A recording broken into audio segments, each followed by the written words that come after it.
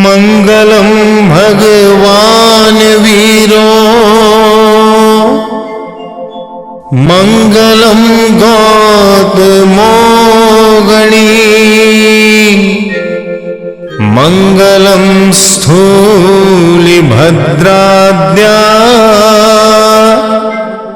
जैन धर्मोस्तु मंगलम मंगलम मतिमान भिक्षु मंगलम भारमल्लक मंगलम राय चंद्राद्या मंगलम तुलसी गुरु महाप्रज्ञोस्तु मंगलम महाश्रमणोस्तु मंगलम तेरापंथोस्तु मंगलम।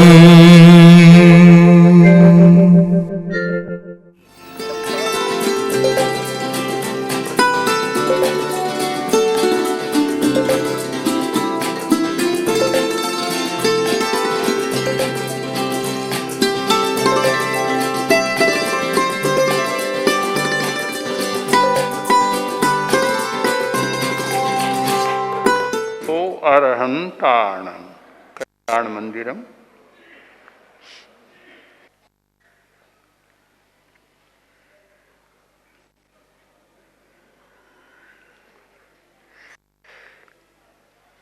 आचार्य सिद्धसेन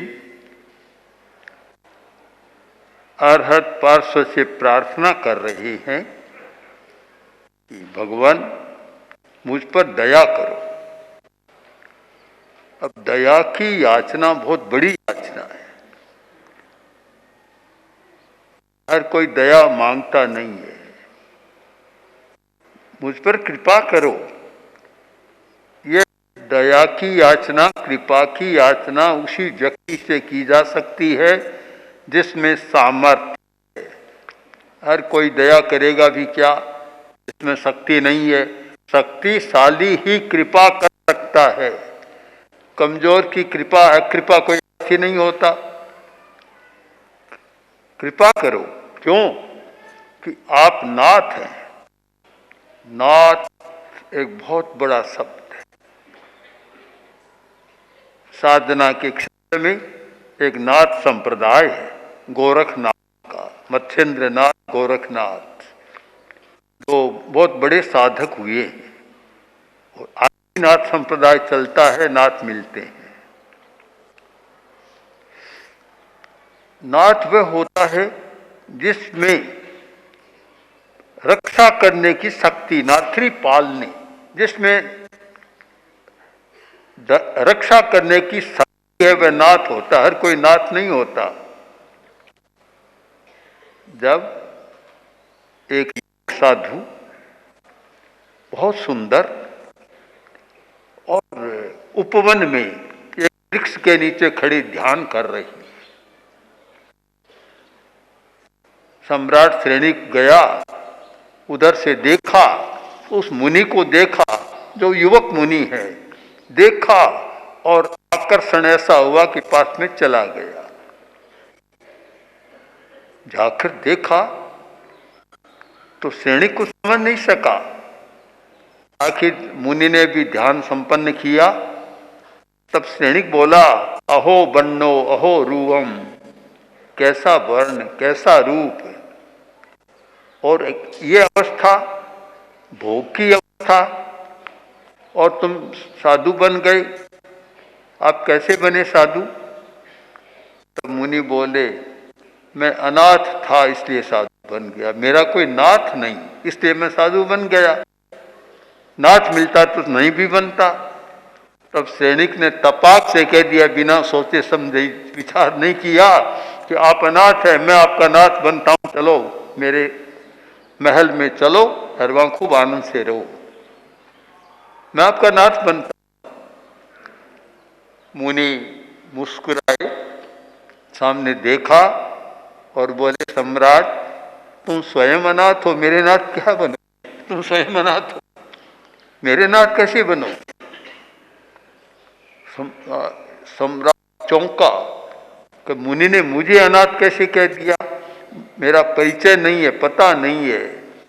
तो सैनिक बोला, मुनिवर आपको पता नहीं है मेरे पास कितनी सेना, कितना सामर्थ्य, कितनी शक्ति, कितना बड़ा भंडार और कितना बड़ा मेरा राज्य है, मैं अनाथ कैसे हुआ?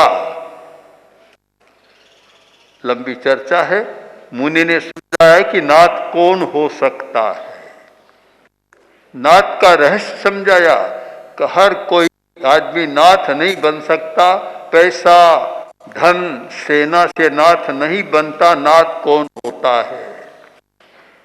तो स्तुतिकार ने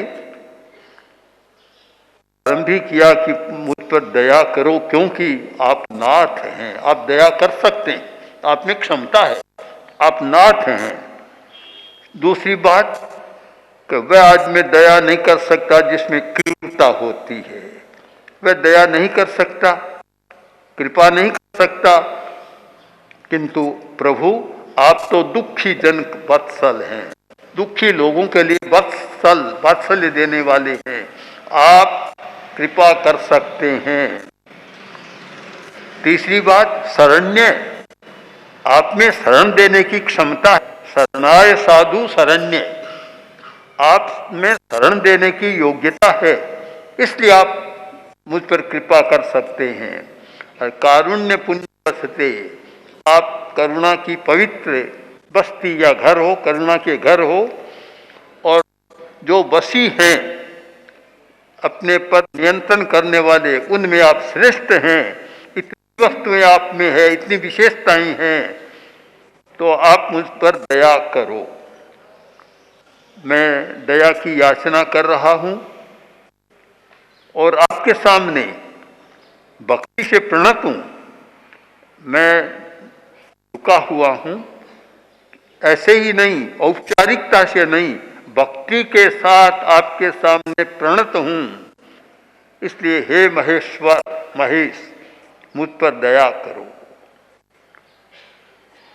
किस लिए? कि क्या दया? कि एक मैं चाहता हूं कि मुझ पर कोई कृपा करने वाला भी मिला नहीं, जो मेरी याचना है उसे कोई पूरा करने वाला मिला नहीं, इसलिए मैं आपके सामने याचना कर रहा हूं। तो वह मेरी याचना क्या है कि दुखांकुरोद्दलन तत्परताम विधे, ये दुख का जो बीज है उस बीज को उखाड़ फेंको। बहुत आदमी दुख को मिटा देते हैं, भूखा है रोटी खिला दी, दुख मिट गया, शाम को फिर प्यासा है पानी पिला दिया, दुख मिट गया, एक घंटा बाद फिर प्यास, फिर भूख। जब तक दुख का बीज समाप्त नहीं होता तो दुख तो पैदा होता रहेगा। बीज मौजूद है तो वह तो पनपता रहेगा, अंकुरित होता रहेगा। प्रभु मैं तो चाहता हूं कि दुख का जो अंकुर है उसको भी आप उखाड़ फेंके, बीज को भी उखाड़ फेंकते, जिससे दुख कोई आए नहीं जीवन में। और जब तक बीज रहा, औपचारिकता से एक बार समाप्त कर दिया, फिर कैसे होगा? सांख्य दर्शन में इस पर बहुत एक सुंदर विवेचन किया गया है, बहुत लंबा विश्लेषण है कि एक आदमी ने भोजन किया, भूख समाप्त हो गई, तृप्त हो गया, फिर क्या दुख मिट गया? कि मिटा कहाँ, दूसरे ही क्षण फिर भूख शुरू हो गई और 2 घंटा 4 घंटा बाद प्रकट हो जाएगी, समाप्त नहीं हुआ। समाप्त तब होता है कि बीज ही समाप्त हो जाए।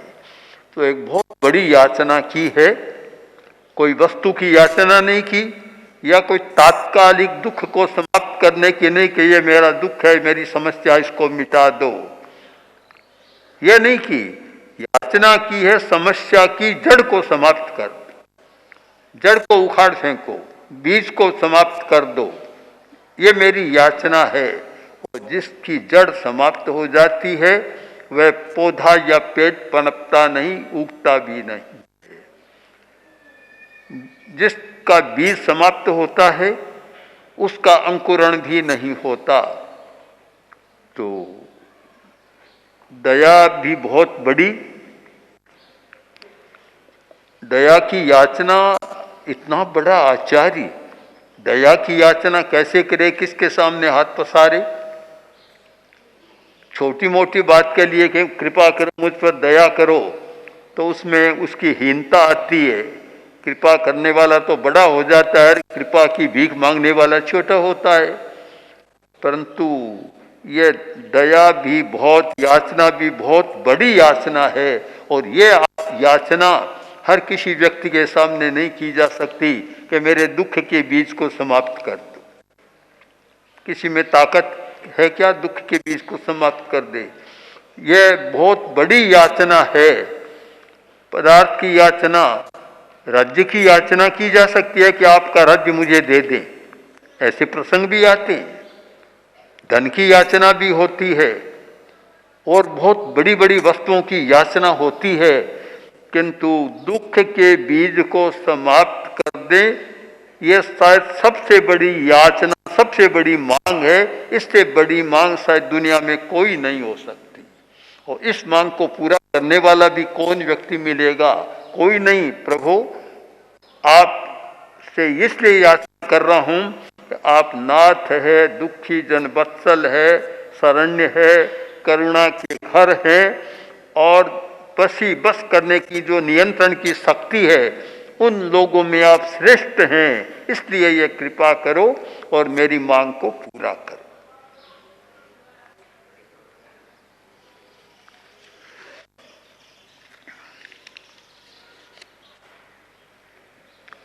फिर आत्मनिवेदन कर रही हैं। अब आचार्य अपने आत्मनिवेदन में, स्तुति के माध्यम से अपना आत्मनिवेदन कर रहे हैं कि हे शरण्य, शरण देने वाले में श्रेष्ठ, असंख्य लोगों को आपने शरण दी है और आप शरण है। शरणम गृहम, आप शरण के घर हैं जहां हर कोई शरण पा सकता है। एक कुटी का नाम शरण, कुटिया का नाम, कुटस का नाम शरण, और घर का नाम शरण। आप शरण है, एक घर है आप जहां कोई आकर रह सकता है। क्योंकि एक हमारी वर्तमान की दुनिया में देखें तो सबसे बड़ा आश्वासन, पहला आश्वासन घर होता है। आदमी रहे कहाँ? पास में पैसा है, रोटी है, पीने को पानी है, सब कुछ है, और घर नहीं है तो रहे कहाँ? चाहे तो भाड़े किराए लेकर रहता है, चाहे मांग कर रहता है। आखिर कोई भी वस्तु भी है तो रखे कहाँ? और यह धूप छाह से बचे कहाँ? धूप और छाह से बचना, सर्दी और गर्मी से बचना, आंधी और धूल से बचना, वर्षा से बचना, इन सारी समस्याओं से बचना, और अपने पास जो है उसे कहीं रखना, उसके लिए जरूरी होता है घर, आश्रय। आश्रय। और वह गृहस्थ गृहस्थ नहीं होता जिसके पास घर नहीं होता। आज तो बड़ी समस्या है कि करोड़ों लोगों के पास अपना कोई घर नहीं है। सबसे बड़ा दुख है कि घर न होना, रोटी न मिलना भी दुख है, पानी न मिलना भी दुख है, पर शायद सबसे बड़ा दुख है घर न होना। गृहस्थ का लक्षण ही है। उत्तराध्ययन सूत्र में जहां साधु और गृहस्थ के बीच में भेद रेखा खींची है, वहां पहले ही आता है संजोगा विप्पमुक्कस्य अणगारस्य भिक्षुणो। भिक्षु है, साधु है, उसका लक्षण क्या है कि वह संबंधों से मुक्त है, कोई संबंध नहीं। गृहस्थ के 100 संबंध होते हैं। एक बच्चा जन्मता है, जन्मते ही माता पिता भाई बहन बुआ पता नहीं दुनिया भर के संबंधों की एक श्रृंखला जुड़ जाती है। कितने संबंध जुड़ जाते हैं। साधु का लक्षण है कोई संबंध नहीं, साधु बन गया सब संबंध समाप्त। अनगारस है, फिर अनगार है, कोई घर नहीं है उसका। ये बड़ा एक अंतर है साधु गृहस्थ में कि जिसके घर नहीं है वह साधु है, जिसका घर है वह साधु। इस लक्षण में साधु नहीं होता। और तीसरा भिक्षुणो, भिक्षु रसोई नहीं है, संबंध नहीं, घर नहीं और रसोई नहीं, भिक्षा जीवी है। ये 3 होते हैं। वह गृहस्थ है जिसके संबंध भी है, घर है और रसोई है, वह है गृहस्थ। और ये 3 नहीं है, वह है भिक्षु साधु। तो घर बहुत जरूरी होता है। तो आप तो घर हैं कि जहां कोई निवास कर सकता है, परंतु प्रभु मेरे मन की एक व्यथा है, एक कष्ट है कि मैंने आपको प्राप्त कर लिया और आपने बहुत सारे शत्रुओं को समाप्त कर दिया है और उससे आप उज्जवल बन गए हैं। मैं आपके चरण कमल की सेवा में आ गया, उनको प्राप्त कर लिया, फिर भी मैं प्रणिधान बंध, अभी प्रणिधान से शून्य हो रहा हूं, प्रणिधान से शून्य हूं। प्रणिधान मेरा नहीं सध रहा है। प्रणिधान साधना का एक बड़ा प्रयोग है। स्थानांक सूत्र में 3 प्रकार के और 4 प्रकार के प्रणिधान बतलाए गए। मन पणिहाणे, वै पणिहाणे, काय पणिहाणे। मन का प्रणिधान, वचन का प्रणिधान और काया का प्रणिधान। और आचार्य तुलसी के समय में जब हमने आगम का काम शुरू किया, उस समय प्रणिधान कक्ष के नाम से हमारी साधना चलती थी। प्रणिधान यानी एक समाधान हो जाना, कोई समस्या न रहे, साधना का ऐसा सूत्र मिल जाए जहाँ समाधान, बस कभी यह आए नहीं कि मेरी यह समस्या है। जिस व्यक्ति के मन में भी न आए कि यह समस्या, वचन से भी न निकले मेरी यह समस्या है, ऐसा व्यक्ति, ऐसी साधना हो जाए, प्रणिधान यानी आत्मलीनता आ जाए। प्रभु आपकी शरण में आकर भी मैं प्रणिधान से बंध हूं, शून्य हूं अभी तक। यह बड़ी एक कष्ट की बात है मेरे लिए। मैं चाहता हूं कि यह मेरी स्थिति समाप्त हो और मैं प्रणिधान बंध हूं। यही कारण है कि बद्ध्योस्मि, मैं बद्ध बन रहा हूं। जो मेरे शत्रु है उनके लिए मैं बद्ध बन रहा हूं। वे मुझे मारने की तैयारी में हमेशा तत्पर रहते हैं। बड़ी विचित्र बात है। आचार्य हैं, एक साधु है, कोई शत्रु नहीं है, फिर भी ऐसी बात कर रहे हैं। किंतु बहुत गहरा रहस्यवाद है, यह रहस्य की बात है। रहस्यवाद, मैं प्रणिधान बंध हूँ, इसीलिए मैं ये जो क्रोध मान माया लोभ आदि आदि जितने शत्रु हैं उनके द्वारा बद्ध बन रहा हूँ। अगर मैं प्रणिधान बंध नहीं होता तो उनकी ताकत नहीं कि वे मुझे अपनी शिकार बनाते। आज मैं उनके शिकार बन रहा हूं। हा हतोस्मि, बड़ी खेद की बात है, बहुत बड़े दुख की बात है। तो हे भुवन पावन, हे जगत को पवित्र करने वाले नाथ, अब कृपा करो, मुझ में प्रणिधान भी आ जाए और वे मेरे शत्रु है, वे मेरा कुछ भी बिगाड़ न सके, मेरा वध न कर सके। आपके शरण में आने पर भी यह नहीं होगा तो फिर कहाँ होगा। इसलिए आप मेरी याचना को स्वीकार कर कृपा करें और इस स्थिति से मुझे उबार दें। ये प्रार्थना हर व्यक्ति को भी करनी चाहिए। एक ऐसा पद दर्शन दिया आचार्य ने हर साधक को या हर अच्छे गृहस्थ को जो सुख चाहता है और इन दुख के मूल को समाप्त करना चाहता है, उस व्यक्ति के लिए इन 2 श्लोकों में एक सुंदर प्रार्थना का पथ दर्शन आचार्य ने दिया है। जब एक व्यक्ति ऐसी प्रार्थना में लग जाए, ऐसी प्रार्थना में, तो फिर सिद्धा सिद्धिंग मम दिशंतु, फिर उसके लिए सिद्धि तैयार है। लोगस में बहुत सुंदर प्रार्थना है, बहुत सुंदर प्रार्थना। आरुग्य बोहिलाभम समाहि वरमुत्तमं दिंतु चंदेशु निम्मलयरा आयुष्येषु अयम पयासैरा सागर वर गंभीरा सिद्धा सिद्धिंग मम दिशंतु। एक सुंदर प्रार्थना, और उतनी ही सुंदर प्रार्थना इन 2 श्लोकों में आचार्य ने की है। इस प्रकार की प्रार्थना का भाव जाग जाए तो व्यक्ति दुख के बीज को समाप्त कर सकता है। ओम हर।